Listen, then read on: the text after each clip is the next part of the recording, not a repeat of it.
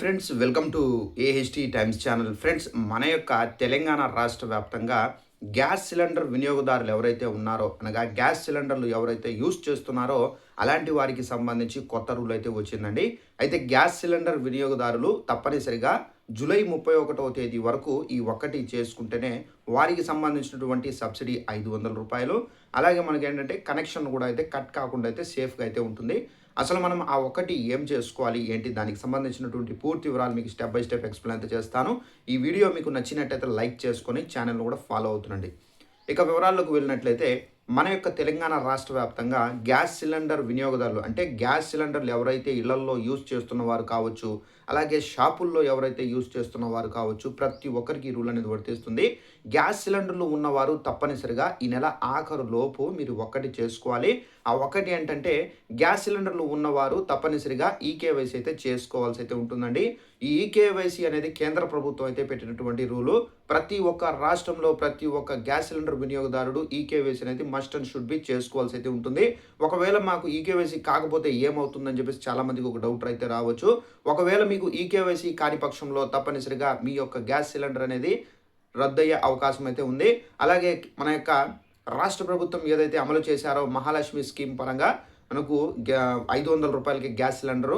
So ఈ రూ. 500 సంబంధించినటువంటి సబ్సిడీ డబ్బులు ఏవైతే ఉన్నాయో ఈ డబ్బులు కూడా మీ యొక్క అకౌంట్లో అయితే జమ కావు. తప్పనిసరిగా ఈకేవైసీ అనేది మస్ట్ అండ్ షుడ్ బి మీరు చేసుకోవాల్సి అయితే ఉంటుంది. అయితే ఈ ఈకేవైసీ మీరు ఎలా చేసుకోవాలి, ఎక్కడికి వెళ్ళి చేసుకోవాలో దానికి సంబంధించి తెలియజేస్తాను. ఒకవేళ మీరు చదువుకున్న వారు ఉంటే కనుక ఆన్లైన్లో కూడా చేసుకోవచ్చు. పిఎం ఇది మనకు ఉజ్వల యోజన వెబ్సైట్కి వెళ్ళి కూడా మీరు ఈకేవైసీ చేసుకోవచ్చు. అలాగే ఒకవేళ మీకు ఈకేవైసీ చేయడం తెలియకపోతే కనుక తప్పనిసరిగా మీ యొక్క ఇంట్లో ఏదైతే గ్యాస్ సిలిండర్ వాడుతున్నారో, కొంతమంది ఇళ్లలో హెచ్పి గ్యాస్ సిలిండరు, ఇంకొంతమంది ఇళ్లలో భారత్, ఇంకొంతమంది ఇళ్లలో ఇండియన్ గ్యాసు, ఇంకొంతమంది ఇళ్లలో వేరే వేరే డిఫరెంట్ టైప్ ఆఫ్ కంపెనీస్కి సంబంధించినటువంటి గ్యాస్ సిలిండర్లు అయితే వాడతారు. సో మీరు ఏ కంపెనీకి సంబంధించినటువంటి గ్యాస్ సిలిండర్ వాడుతున్నారో తప్పనిసరిగా ఆ కంపెనీకి సంబంధించినటువంటి గ్యాస్ బుక్ అనేది తీసుకొని మీరు డైరెక్ట్గా ఏంటంటే గ్యాస్ ఏజెన్సీ దగ్గరికి వెళ్ళాల్సి అయితే ఉంటుంది. వెళ్ళేటప్పుడు మీ యొక్క మొబైల్ కూడా తీసుకొని వెళ్ళండి.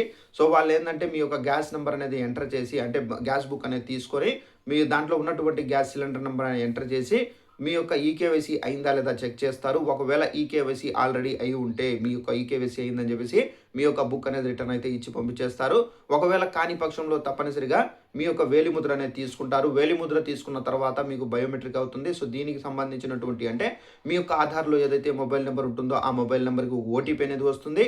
ఆ ఓటీపీ మీరు వాళ్ళు ఎంటర్ చేసి సబ్మిట్ చేస్తే కనుక మీకు ఈకేవైసీ అయినట్టు దీనికి సంబంధించి నిర్ధారణ అవుతుంది.